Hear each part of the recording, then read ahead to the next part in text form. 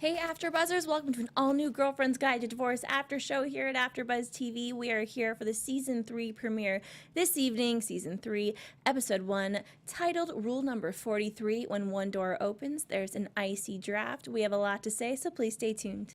You're tuning into the destination for TV superfan discussion, AfterBuzz TV. And now, let the buzz begin. Hello, AfterBuzzers. Thank you all so much for tuning into the Season 3 premiere of Girlfriend's Guide to Divorce. I'm your host, Sam Davidson. You can find me on Twitter and Instagram at SamD43. I am joined by my lovely co-host here. Hello, everyone. It's Tara Johnson. You can find me on Twitter and Instagram at TJ Wagging Her Tail.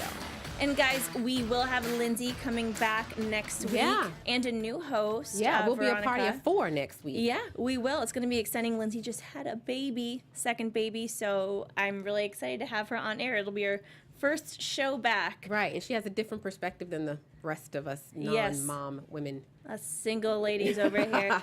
But I was so excited to have the show back. How did you feel about the return? I was curious as to how they were going to come back, but I was really excited. You know, sometimes they fast forward for months or if it's going to be the next day, so I was really curious to see how they're going to jump back into it.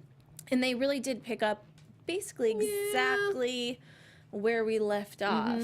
And I rewatched the last couple episodes of last season, you know, to just kind of re-catch me up. And I was like, oh, yeah, Abby went so crazy. Yeah, I was hoping we would find a way for her to not come back to the same kind of unraveled kind of crazy. Manic. Yeah, and no, it's still present. Yeah, it is. You know, she's handling it, I think, the best she can.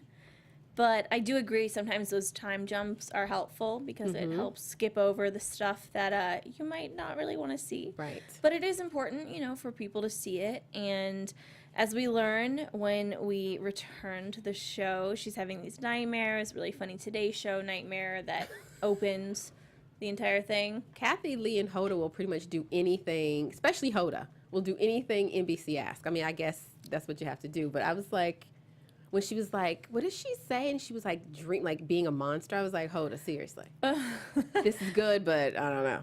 I know, you're like, you're having too much fun with this. Right, she really was. She totally was. It was fun, and I do love how it is obvious that, you know, NBC does own, like, all these networks. At the same time, it's fun to see these different actors and personalities from the different networks that NBC owns come onto the show. Right. And Today Show is the perfect thing because everybody goes on the Today Show. Yeah. And I was in it. I was like, wow, this is great. Abby's because I wasn't sure. Like, you know, I was like, she's rebounded. Like, she's written this book. It's going to be fantastic. And then I was like, no, not so much. Yeah, at first I thought to myself, oh, I'm so excited, good for her. And I go, oh, not another disaster. And I was like, wait, they can't take it this far. Too far. Too far. Yes. She wakes up, nightmare, ha ha ha. And, you know, poor Jake comes in with this baby that is not his. Did they name the baby yet? Or are we just calling it Tay? I just keep calling it Tay Jr. Have they named the baby? They did. I wrote it down. I think it's, I want to say Christopher, but I'm not sure. I'm not sure. I'm just it's Christopher. It's Christopher. I'm like, Tay Jr. That's what I like, Tay Jr. Given Tay Diggs a bad name, all I can hope is that he's planning on coming this season because if I were him, I'd be pissed. I know someone's going to walk up to Tay Diggs and say, you have a child out there you're not taking care of. I just know they are. That's just how people get down. Like, that's going to happen to Tay Diggs. Well, it makes him seem crappy. It does. It really does. But, you know, basically, Jake says he's going to leave the baby at the fire station. And that, he was so good in that scene. He was so funny. I love Jake. I do too. I love Jake. I love his character. I know we've all called him pretty douchey in the past, but this season I think he's coming around. But I like him. He is, as crazy as he may be, he is Abby's rock. Like, he really is the only person who can, like, weed through her crazy and calm her down. It's true, and it's become this more familial, like, thing, and it's very confusing for us watchers. I think, which is exactly the way it's supposed to be. Yeah, this is divorce, where you have this person who you guys seem like you should, like, every time I see them, especially in this episode, I was like, you should be together. And then they're like, well, we tried to be together Right. because it seemed like we should be together. Right. And then this happened all over again. True. And Abby takes the baby, and, you know, she loves that baby's head. Get that baby away from Abby. Like, no good can come from Abby holding that kid. She wants it too badly.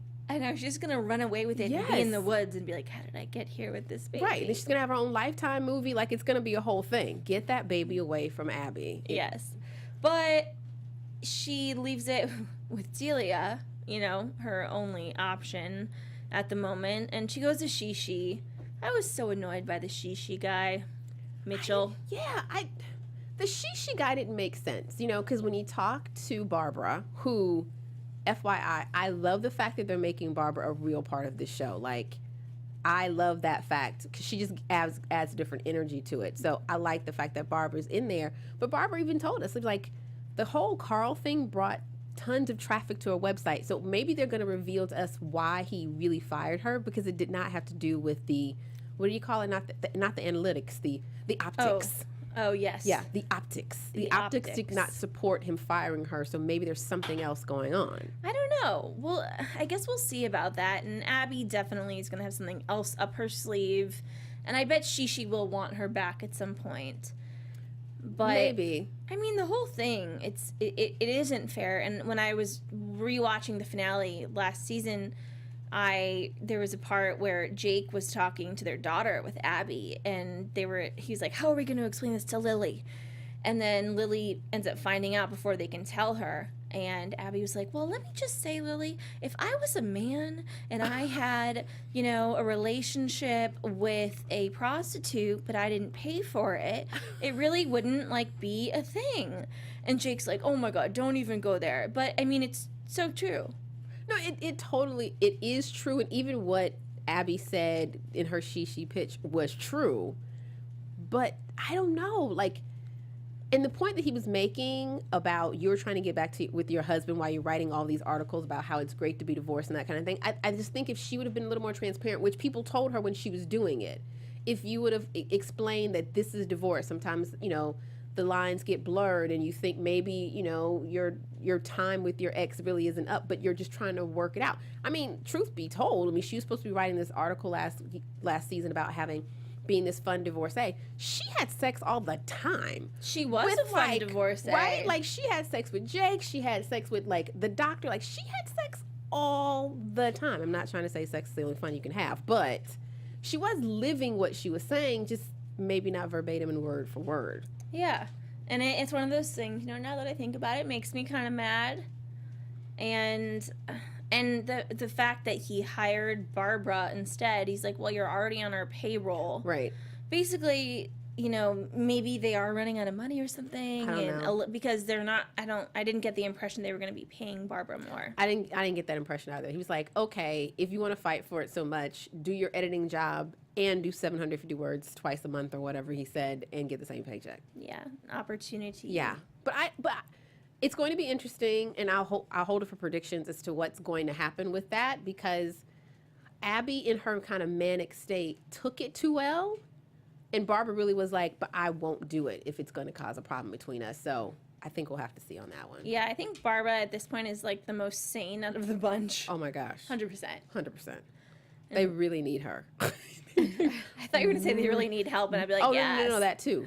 That too. But she's like the only voice of real reason among the four of them, because they are, yeah, well, three of them. But then toward the end of the episode, Phoebe was reeling too. So we will see.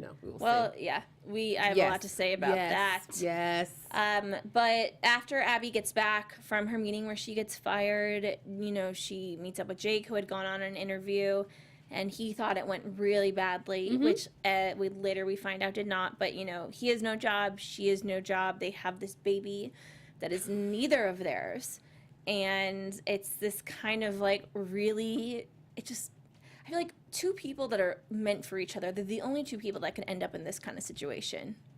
Yeah, for the baby is not theirs. They're not together. But if it didn't feel like a regular conversation that a husband and a wife has with a newborn, like, what are we gonna do? Neither one of us are employed. You know, blah blah blah blah. Like, it just always seems like they're still so together. until Jake, not Abby, Jake always makes a point of bringing it back to reality, and then it just seems to crush Abby. And every single time. I feel like when people binge this show, they see it differently. And when I rewatch the show, I see it differently because Jake always seems like such an ass. But then if you rewatch some of the episodes, you realize, like, she's been really mean to him a lot. I think they all discount him, but the tides are starting to turn. I think when the show started, they all disrespected him in a certain amount because she supported him and, you know. But as things have, especially last season, things started to change. He started getting more gigs, and his name is becoming bigger, and her life is falling apart. And so their roles are reversing, but they're no longer married. Yeah. But they're still kind of running this Totally. operation of a life. We have the goddess party. We should have worn our, like, goddess Yeah. headwear and brought our... I do have that crap. But Yeah, we should have done that. Phoebe pissed me off. Phoebe pissed you off? Yes. Please explain. Why did Phoebe piss you off? Because it's like that person that is so happy. And it's like, why are you upset? Because I'm going to take you being upset as like you not being happy for me. I don't know. That's kind of the whole until the end of the goddess party, when she said this brilliant line that really struck something with me too. Up until then, and even the scene with Delia earlier, you know, that Delia was with her and JD, and it just kind of was like, oh, I'm so happy. Why can't you guys be happy? See, I guess I didn't take it that way. I mean, I think I've kind of felt like the four of you guys are in the trenches together all the time. One of you is happy. Now, you know, before they all thought that JD was a dud and whatever, but it doesn't matter. Phoebe loves him. They got married. And I didn't take it as she was trying to, like, I'm so happy, trying to shove her happiness down their throat. Like, why aren't you guys as happy as I am? I really took it as, okay, you guys are like, everybody is like completely floundering. You know, Joe is in her situation, and Abby is, and definitely Delia is. And so I just kind of felt like she was like, I want you to be as happy as I am. I'm not trying to make you into something you're not, but if I can help. And because, you know, whatever with the solar system was happening, that's a perfect excuse for me to try to help you guys and get you guys like to maybe get out of your situations for a minute and think about the bigger picture. I really took it as a really nice thing she was trying to do. Yeah, after she explained herself, I said to, you know, I kind of had the same reaction as Abby. Like, whoa. But up until then, I think Phoebe doesn't really have, she's either one thing or the other. She doesn't know how to be like, hey, let's have some wine too. Let's give the ladies wine. Let's give them what they want. Right. And they don't really usually do this stuff. Of course they're going to think it's kooky. You know, they don't do what you do. And so you kind of have to, like, ease your friends into situations. But I have a lot of friends like this that it's just like, this is what I want to do and this is who I am and accept it. And all these women are going through their own struggles individually. Yes, Lord. And it's, you know, she doesn't really take that into consideration, but then, you know, she does in this overall umbrella. Yeah, right. But I really thought she was trying to do these like cosmic spiritual things to really get everyone out of their heads, out of their situation, to maybe find one thing to appreciate. I mean, hell, they went to Cafe Gratitude. You know, that's where they started. They had their whole lunch or whatever, which That even was that pissed them off. Because I kind of like, every time anyone says, do you want to go to Cafe Gratitude for lunch? And I know, I'm sorry, I'm not a vegan. I like meat. Oh, You I know, love Cafe Gratitude. I know it's sweet. They have good tea and stuff, and it's a place in Los Angeles, guys. Yeah. It's in Larchmont Village. It's a very, very sweet place. But every time I've been there, I bite my tongue. I don't know, I'm like a bitter, weird person, and I am spiritual and all of that, but I kind of just laugh, and I do, and Really? and I love meat. That's also the problem. I love meat. Are you a vegetarian? No. I don't eat beef or pork, and I'm pretty much now off fish and chicken, so I guess I'm kind of going toward whatever, but I like that. I really do get into the whole feeling of Cafe Gratitude. I love the fact that when you sit down, they give you something to talk about at your table. And they do really make you order like, I am happiness. I am persistence. I mean, they really make you order like that. I like it. I love going to Cafe Gratitude. It's, you know, it's definitely one of those, you know, you really have to be into it, love it. Yes, you do. And I mean, I'm sure most of the people in your life, what would they do if you took them to Cafe Gratitude? Oh, I wouldn't. Yeah, there's, they would There's laugh. a select group of people that I would take to Cafe Gratitude. One, because it is vegan and raw. Like, those are the two selections. That's all you get. Yeah. There is no meat in the house, like, whatsoever. There's no, like, meat choice. So, no, I wouldn't even ask certain people to go to Cafe Gratitude. Like, I wouldn't even do that. I know. I just imagine, like, people from out of town coming, and if they're not, unless they specifically want vegan, Yes. you know. Yes, I did. I had a friend who came to visit for Labor Day. She follows Cafe Gratitude on Instagram. We went there. She cried. I kid you not. That's how much she loved it. Just saying. Oh, that. I was like, because she was happy. No, she was she was overjoyed. I cried once. She literally like I ordered was so hungry. one of everything on the menu. It was incredible. And I do love those shout outs to LA that, Yes, you know, love it. probably, you know, most of the world does not know about. So, guys, that's Cafe Gratitude. You've heard Cafe Gratitude. two very differing opinions on it. That is true. Speaking of Phoebe and JD, she's so impulsive. Well, but that's why you love her. I know, but look at what's happening to her now. She's married this man, and she still thinks, she doesn't think before she acts. She gets married and then still thinks she's going to somehow be rich from her ex-husband. No, but I think all of them have a little bit of that. Absolutely. A little bit of the, I just think, I think Phoebe got caught up in JD because the fact that he did, unlike it seems like her ex-husband, that kind of thing, you know, looked at her differently. I think from what I can tell from her ex-husband, Ralph, that's his name, Ralph, right? Ralph was very much in control. Phoebe was maybe the trophy wife or, you know, but it didn't seem like the type of relationship where he really respected what she did. Like last season, she was starting to come into her own, right? Like she was helping JD. She talked to some woman from New York. Maybe she's going to work with her. JD just looked at her differently at the time that she needed to look, you know, viewed as an independent woman who can make it on her own, and JD saw her that way. She didn't think about the money. And then when that check came, a whole lot came back into focus. Yeah, she was, I mean, that's a thing. That's a very important monetary, but, you know, it's like, okay, water, food, sleep, going to the bathroom, and yeah, you need money too. But $40,000 per month. And in my mind, she did say alimony, she didn't say child support. So I would assume that whatever the child support is, that continues, of course, and that's separate. $40,000 a month for however long that she and this guy have been divorced. You don't have anything saved? You go through 40 grand every single month?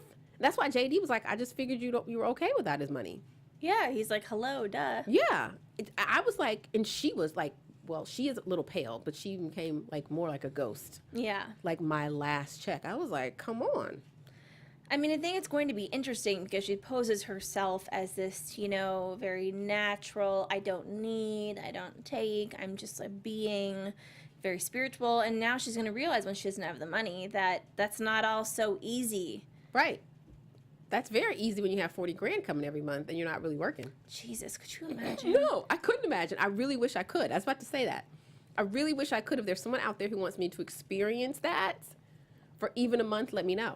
Yeah, we could just do like a blog about Yeah, it. I will blog about it. Yes. I will vlog about it. I will do whatever you want me to do with it. I would love to experience it. I couldn't imagine. I know, me either. And each, you know, woman is going through their own separate things. Joe has two men kind of right now, and she's not dealing with either of them quite well. You know, there's From Kiss, which she should have never let stay with her in the first place. No, absolutely not. That was just a mess. I know Joe is from New York and she has that edge. I get that. I just want her to bring it down a notch, just a little. Like, I understand being cold and being protective because, you know, she's trying to protect herself from Scott and trying to deal with Frump or what. But it's just way too much. I just want her just to cool off, just a defrost, just a little bit. Well, she is here in the sun. Oh you know, my gosh, hopefully. it's a lot. It's a lot. Poor Scott. Yeah. Poor Scott. Tables have turned, you know, now Scott and Joe are sleeping together. She doesn't let her friends know until the goddess party. So I'm assuming this has been a few weeks is what I'm thinking. I guess. Yeah. Well, they're 4 days after the wedding, right? Because Is that what they said? Because they said in the beginning of the episode Jake said, we can't find Becca, and Abby was like, for 4 days. So... Oh, right. And, that's a good point. Because so we're only like 4 days after the wedding kind of thing. So she felt bad for her daughter's father, which, understandable. And, she's sleeping with Scott. Hey, man. It's so funny. I wrote Will all throughout my notes. I did too. I totally did too. And, and I was just like, oh, Can Will. we big ups to... well, Scott, but Will's like Tushy. Big ups to the Tushy on season 3, episode 1.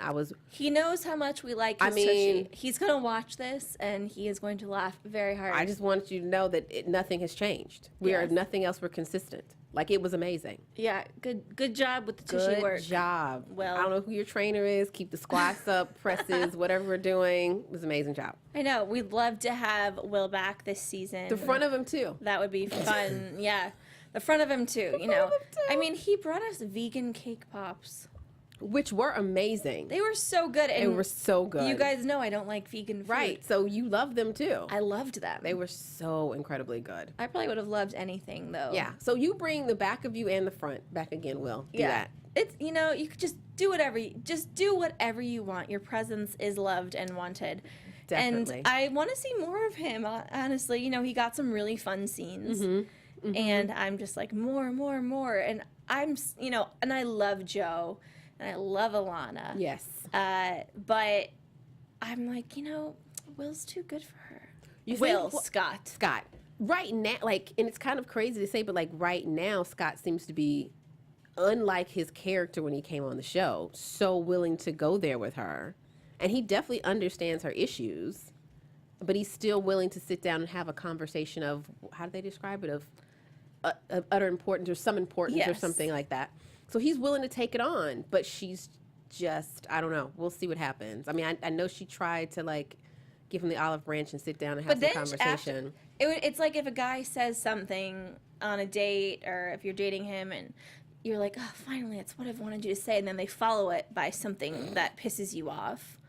And when she said, it's like, yes, I want to sit down and have a conversation with you, but then I want to bang and then I want to leave. Right. And I'm like, Jesus. Yes. That's just a little bit. Just a little bit of the ice, if it could just melt, defrost just a tad.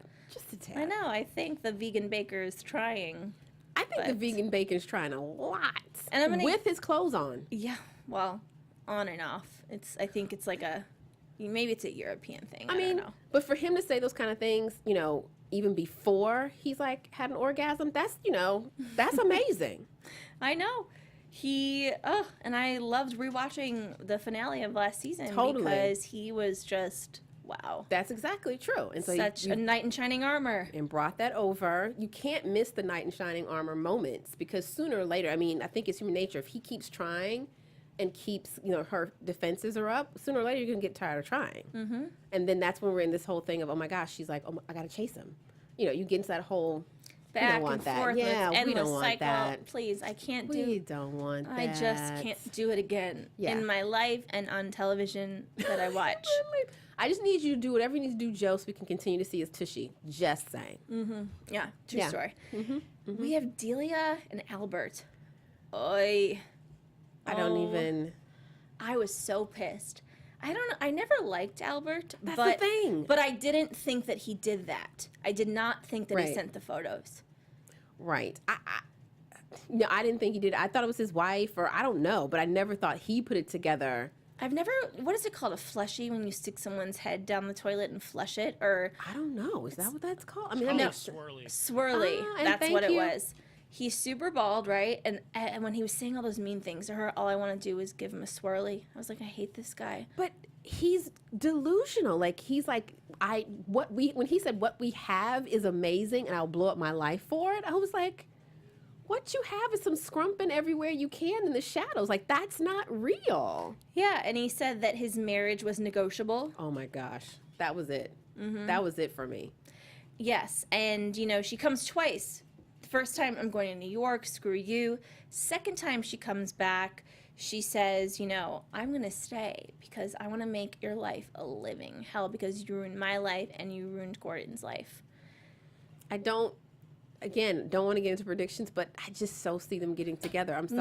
No, I can't do this again. I do. I honestly see them getting together only because of the fact that... He looks like a bowling ball. Yeah, I mean, not for that. Not for the looks. But for whatever reason, she used him as an escape. He definitely understands who she is, what she does and she doesn't want. I'm not saying at all it's going to be a healthy relationship, but I see them back together. I do, 100%. And I really just want Gordon back. Me too. Can we get Gordon back? Fine. Gordon had his moments, and there were a couple of moments of tension where we thought, oh, maybe this isn't the best guy for Delia. You know, like he would snap at Abby at certain times when he was stressful. But overall, he was a good dude, and he loved her. She just didn't speak up and say what she really wanted and be honest about it. But he adored her. Yeah. And I do have some things about that to say in predictions as well, but I agree. It's not the way Albert looks. It has nothing to do with it. But when I don't like somebody, you know, all of a sudden I start being like, well, you. But he just makes me angry. Very angry. I just felt as if he is using whatever vulnerabilities that she has to his advantage, which is very much a cutthroat attorney thing to do. I just felt like it's a complete power play. Now he's gotten rid of Gordon with the picture, so he's gotten that power play, and now he's going to try to power play himself into Delia's heart. That's how I felt. And I mean, they work together. Yeah, I just felt like he was just playing a game. He's getting her riled up. He knew whatever he was going to say was going to spark something in her, because they have been, I mean, like, they were having sex everywhere. Yeah. So it's a power play, and I don't like those kind of dudes. Me either. Not my faves. We see Becca come back briefly, you know. Well, before Becca comes back, Jake and Abby had this Abby, that she really wanted, you know, she had this epiphany after the goddess party. They should raise this baby together. Oh my gosh. Yeah, it was like crazy talk again. Thank goodness Jake had some sense about him, because that could have gone really poorly. He handled it well. Yeah, but I guess he did handle it well. But in their interaction, I really like hearing them, because again, you can see how comfortable they are, because he knows how much Abby exaggerates. So when he's like, you know, in 9 years we can decide never to speak to each other again. He didn't say he was never going to speak to her, but she took it like, oh, so you're counting down the days so you never have to see me again. And he was like, that's not what I said. So he understands her version of crazy and doesn't get caught up in it. I get it. It's funny because I got Abby's side of that and I got Jake's side of it, because I would say something like that. It's like, oh, you just said that. And then, you know, someone would say, no, that is not. And then I'd be like, okay, yeah, you're right.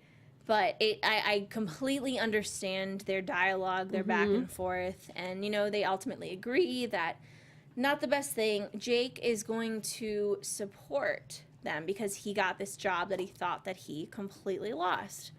I mean, make us love you more, Mic Jesus. drop. I was like, you said what? I was like, that's the best, like she said, this is the best ex-husband ever. I'm like, how much money could he be making? A lot. I think it sounds like a lot. Yeah, I think it sounds like a few $100,000. Sounds like a lot, with a lot of potential to go with it. I mean, he's a director, so I assume he's directing a big budget film. Yeah. Right? Hopefully he negotiated some back end. Like, I don't know, but he was very comfortable in saying, let me take over financially for a while. I know, because I'm thinking, what is he going to make? Like, you know, 60 G's? Like, no. No. This doesn't sound like an indie. This sounds like a real 7-figure film. And that, you know, that's amazing. And he's going to help take care of the kids, too. I think it's an amazing offer. Very appreciative of everything that, you know, he was like, I owe you. Literally, I owe you. Mm-hmm. I owe you. But even if he did, it didn't mean he had to, like, this is his moment. He could take that money and do whatever. He's a single dude. He can get his Porsche again, like, whatever he wants to do. But he wants to help her out. That says a lot about him and them. And then you get into the whole thing of they should be together. Like, it just, yeah. I mean, at the end of the day, too, family is family. Yes. And, you know, they have this thing. And now Becca is kind of in the framily, as Abby called it. Cut that out. That's something I would do, and then I'd be like, haha, and then I'd explain it, and then I'd say I shouldn't have said that. Cut it out. Like, let Becca and Tay Jr. just ride off in the sunset. No, I agree with Abby. She has helped so much. She has. And so she wants a relationship with them. But I think having the relationship with, I just call him Tay Jr., TJ, just tortures her. I think that's the reason. Like, I don't really think it's the type of, I just want to be in the baby's life because you're right, I was there for you guys. I just always felt like her desire to be in Becca and the baby's life was out of such desperation anyway, that I still feel like her insisting that they stay around because they're family is still another act of desperation. It's just, she's trying to get her ovaries to kick and drive again. Like, I don't know, but it doesn't feel authentic. It really does feel like this desperate play. I kind of feel differently about it. I think sometimes people fall into family type situations differently, and once you've been through something together, it's kind of like, well, now we are this thing, and I'm not going to let this baby go or you go. I was there when he was born, and I helped raise him right after he was born. And I think that's also with the combination of her going through menopause and her also kind of wanting and needing something more. Yes, she does gravitate towards the child, but I also think that maybe she'll kind of get used to her position as like this aunt and love it, and it could be this like void, that she wants a little kid, she doesn't want to raise it. I don't think she's gonna go single white female and like steal the baby. I don't know. It would be early in the season. Man. All right. Well, especially now she has nothing to do. Like, she cleared her calendar. She has nothing to do. True, but I think she's gonna come up with some interesting ideas. Let's get into predictions then. Yes. All right. Let's do it. And now, your AfterBuzz TV predictions. Start with you, Tara. Oh my gosh. I revealed one prediction. I do think that Delia and Abby and Albert are gonna get together. Ooh, Freudian slip. Right. Who knows what's gonna happen here? Yeah, I do think the two of them are gonna get together, unfortunately. And I am happy to see James Leisure coming in the previews to be a love interest for Abby. I'm hoping it lasts more than an episode or so. I've loved James Leisure for me too. I'm a years. Big fan as well. Big fan of his, and so I'm looking forward to possibly seeing his Tushy also. But I also want Abby, while she has this time, I think she's gonna get caught up in a lot of men, but I really want to see her spend some time on herself to really figure out what she wants to do next and kind of really calm down this manic thing without getting wrapped up in something else again. My prediction is that's not going to happen. That's just my desire for her. Well, maybe it will. I think that Abby is going to throw herself into another project. Mm-hmm.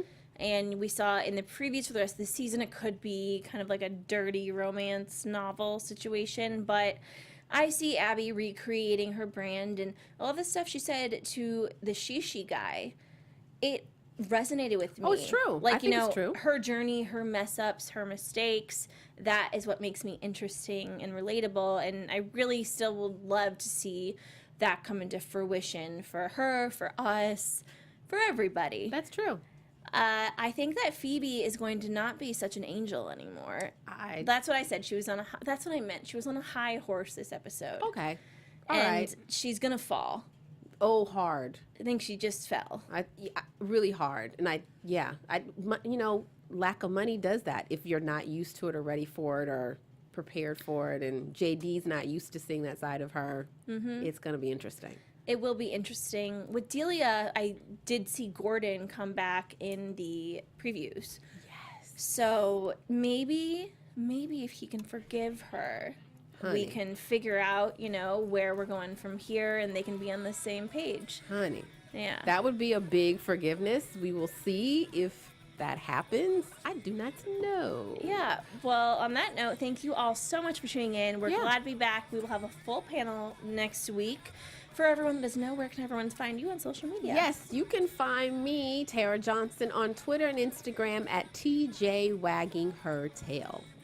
And thank you all so much for tuning in again. You can find me, Sam Davidson, SamDavidsonEntertainment.com, Twitter and Instagram, SamD43. And I just want to thank the amazing Crafted by Ash. You can find them crafted_by Ash on Instagram. They gave me this great jewelry to wear for you all tonight. So please check them out. Comment, let us know what you think, tweet at us, and we will see you next week. Yes, bye. From executive producers Maria Menounos, Kevin Undergaro, Phil Svitek, and the entire AfterBuzz TV staff, we would like to thank you for listening to the AfterBuzz TV Network. To watch or listen to other after shows and post comments or questions, be sure to visit AfterBuzzTV.com. I'm Sir Richard Wentworth, and this has been a presentation of AfterBuzz TV. See you later. The views expressed herein are those of the hosts only and do not necessarily reflect the views of AfterBuzz TV or its owners or principals.